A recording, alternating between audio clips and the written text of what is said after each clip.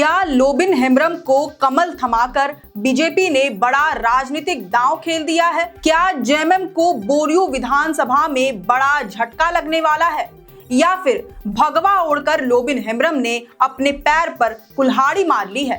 दरअसल झारखंड मुक्ति मोर्चा के कद्दावर नेता और बोरियो से पूर्व विधायक लोबिन हेम्ब्रम के भाजपा में शामिल होते ही ये सवाल अब झारखंड की राजनीति में उभरने लगा है।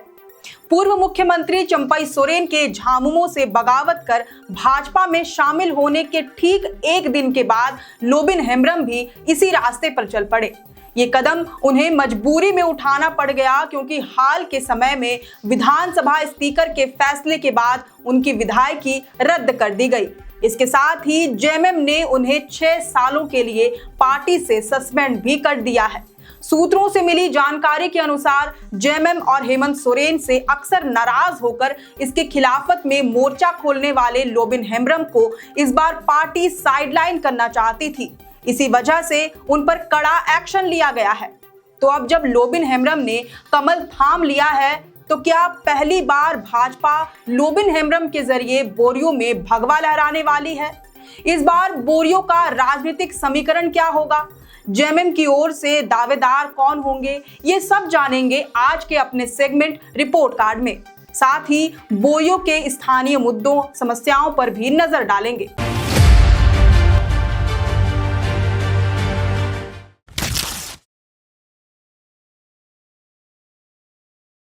जोहार, आप देख रहे हैं लोकतंत्र 19 की खास पेशकश और मैं हूं आपके साथ अंशु। लोबिन हेम्ब्रम के बारे में बात करें तो वह बोरियो विधानसभा क्षेत्र में अब तक 5 बार जीत हासिल कर चुके हैं।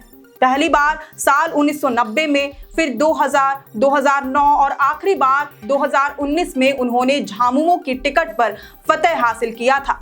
हालांकि 1995 में जब जेएमएम ने उनका टिकट काटकर किसी दूसरे प्रत्याशी को दे दिया था, तब वह निर्दलीय ही चुनाव में कूद पड़े थे। इसके बावजूद उन्होंने सीट पर कब्जा जमाया। क्षेत्र में उनकी छवि एक बेदाग और जमीनी नेता के तौर पर है, जो हर सुख दुख में अपनी जनता के साथ खड़े रहते हैं। वह इतने सुगम है कि एक आम आदमी भी उनसे मुलाकात कर अपनी परेशानियां साझा कर सकता है।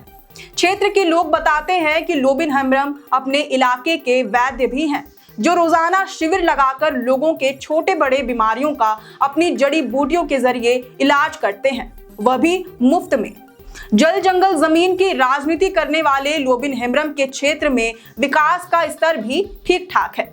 इलाके को बहुत पिछड़ा नहीं माना जा सकता है, क्योंकि यहाँ पर लोग मूलभूत सुविधाओं से वंचित नहीं है। पिछले दिनों 41 करोड़ की लागत से सड़क का भी निर्माण हुआ है। हाँ, ये जरूर है कि यहाँ पर बड़े स्तर पर अब तक कोई कॉलेज, मेडिकल इंस्टीट्यूट का निर्माण नहीं हुआ। बोरियो में पलायन एक गंभीर समस्या है, जो दिन प्रतिदिन बढ़ता चला जा रहा है।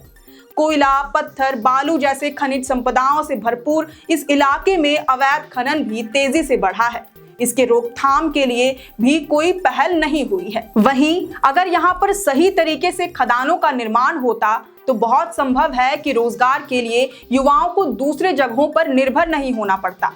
वहीं पहाड़िया जनजाति के लोगों की भी स्थिति गंभीर है। हालांकि ये समस्या पूरे संथाल परगना की है। कहीं भी पहाड़िया जनजाति के लिए कोई खास पहल नहीं हुई। आज भी वे मूलभूत सुविधाओं से दूर हैं और हाशिए पर खड़े हैं। हालांकि इसके बावजूद लोबिन हेम्ब्रम की साफ छवि के कारण लोग उन पर भरोसा करते हैं।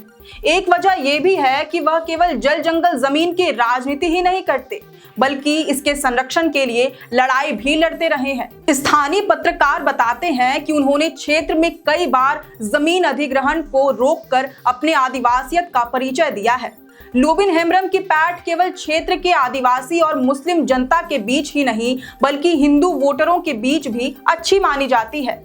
इन तीनों के मिले जुले सहयोग से ही वह 5 बार क्षेत्र के विधायक रहे हैं। अब बोरियो विधानसभा के जातीय समीकरण की बात करें तो यहाँ पर संथाल आदिवासियों की जनसंख्या तकरीबन 45%, पहाड़िया समुदाय की आबादी 5 से 6% और मुसलमानों की आबादी तकरीबन 20 से 25% है। इस वजह से बोरियो में संथाली और मुसलमान वोटर्स निर्णायक भूमिका में होते हैं। ये वोटर्स ही जेएमएम के कोर वोट बैंक माने जाते हैं। तो अब जब लोबिन हेम्ब्रम तीर कमान छोड़कर कमल थाम चुके हैं, तो क्या इसका दुष्प्रभाव उन्हें झेलना होगा? क्या आदिवासी और अल्पसंख्यक समाज के लोग उन पर भरोसा जता पाएंगे? ये बड़ा सवाल है। इसके लिए हमें यहाँ के राजनीतिक समीकरण पर गौर करना जरूरी है। जानकार बताते हैं कि बोरियो विधानसभा में हमेशा से जेएमएम का प्रभाव रहा है, लेकिन भाजपा को भी यहाँ से जीत मिलती रही है। झारखंड अलग राज्य बनने के बाद से यहाँ पर जेएमएम और भाजपा के बीच कड़ा मुकाबला देखने को मिलता रहा है। तब से लेकर अब तक जेएमएम यहाँ पर 3 बार और भाजपा 2 बार अपना झंडा गाड़ चुकी है। हालांकि भाजपा ने ज्यादा से ज्यादा 9000 वोटों के अंतर से यहां पर जीत दर्ज की। 2014 में तो यह आंकड़ा 712 तक ही सिमट कर रह गया था, जबकि लोबिन हेम्ब्रम के जरिए जेएमएम ने 2019 के चुनाव में 17,000 से भी ज्यादा वोटों के अंतर से जीत हासिल करके सबको चौंकाने का काम किया था। इस वजह से इस बार भी यहां पर कड़ा मुकाबला होने की प्रबल संभावना है। लोबिन हेम्ब्रम को भाजपा में शामिल कराकर पार्टी को चुनाव में बहुत हद तक फायदा होना तो लाजमी है। कोल्हान के साथ साथ अब भाजपा संथाल परगना में भी सेंधमारी करने के लिए तैयार है। और तो और लोबिन हेम्ब्रम जेएमएम की खामियों से भी भली भांति परिचित है, जिसका इस्तेमाल वह भाजपा में रहकर करने वाले हैं। इसके बावजूद भाजपा को कुछ हद तक नुकसान होने की भी प्रबल संभावना है। जो लोबिन हेम्ब्रम के चेहरे पर वोट देते आए हैं वे तो उनके साथ ही जाएंगे, लेकिन जो शिबू सोरेन और तीर कमान को देखकर लोबिन हेम्ब्रम को वोट करते रहे हैं वे उनसे जुदा हो सकते हैं। वहीं बांग्लादेशी घुसपैठ का मुद्दा उठाने के कारण अल्पसंख्यक समुदाय जो निर्णायक भूमिका में होते हैं वे भी लोबिन हेम्ब्रम से दूरी बना सकते हैं। ऐसे भी अल्पसंख्यक समुदाय हमेशा से भाजपा के विरोध में वोट करते रहे हैं। इसके अलावा लोबिन हेम्ब्रम को नुकसान अपनों से भी हो सकता है। जब तक लोबिन हेम्ब्रम जेएमएम में थे उस समय तक ताला मरांडी, सूर्य नारायण हांसदा जैसे नेता बोरियो सीट को लेकर भाजपा में अपनी दावेदारी ठोक रहे थे, लेकिन लोबिन हेम्ब्रम के आने से उनकी दावेदारी पर पानी फिर जाएगा। ऐसे में भाजपा के अंदर अंतरकलह की स्थिति उत्पन्न हो सकती है और यह चुनाव के दौरान भीतरघात का कारण भी बन सकता है। इन वजहों से लोबिन हेम्ब्रम को भाजपा में जाने का खामियाजा उठाना पड़ सकता है और इसका सीधा फायदा जेएमएम को मिल सकता है। वहीं दूसरी तरफ जेएमएम की ओर से इस बार 2 लोगों की दावेदारी मजबूत मानी जा रही है। एक तो हेमलाल मुर्मू है और दूसरे स्टीफन मुर्मू।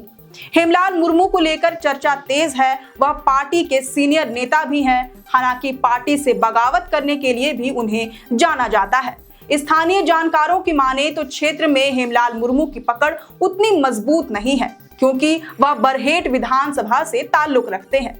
ऐसे में हेमलाल और लोबिन के बीच तुलना करने पर लोबिन का पलड़ा भारी नजर आता है। जनता भी स्थानीय नेताओं पर ही भरोसा अफजाई करते हैं। वहीं जेएमएम हेमलाल मुर्मू के विकल्प में स्टीफन मुर्मू को अपना उम्मीदवार घोषित कर सकती है। ऐसा इसलिए क्योंकि युवा नेता स्टीफन मुर्मू की युवाओं के बीच पकड़ मजबूत है और केवल युवा ही नहीं बल्कि पूरे क्षेत्र में भी उनकी पैठ मजबूत मानी जाती है। वह फिलहाल जेएमएम के प्रदेश कार्य समिति के सदस्य हैं, साथ ही बागी संथाली के मुखिया भी रह चुके हैं। जानकार बताते हैं कि अगर स्टीफन मुर्मू की भिड़ंत लोबिन हेम्ब्रम से होती है तो बहुत संभव है कि दोनों के बीच कड़ा मुकाबला देखने को मिल सकता है। ऐसे में देखना यह होगा कि इस बार बोरियो विधानसभा सीट पर कौन बाजी मारता है। क्या जेएमएम अपने किले को बचा पाएगी या फिर जेएमएम के ही पूर्व विधायक के जरिए भाजपा इस बार बोरियो में सेंधमारी कर लेगी? इस पर आपकी क्या राय है ये हमें कमेंट करके जरूर बताएं। अगर आपको ये वीडियो और ये हमारा सेगमेंट रिपोर्ट कार्ड पसंद आ रहा हो तो इसे जरूर से लाइक और शेयर करें। हमारे चैनल लोकतंत्र 19 को फेसबुक पर फॉलो और यूट्यूब पर सब्सक्राइब करना न भूलें। हमारा एक और चैनल है द ग्राम सभा, उसे भी जरूर से फॉलो और सब्सक्राइब कर लें। फिलहाल लेते हैं अलविदा। जोहार।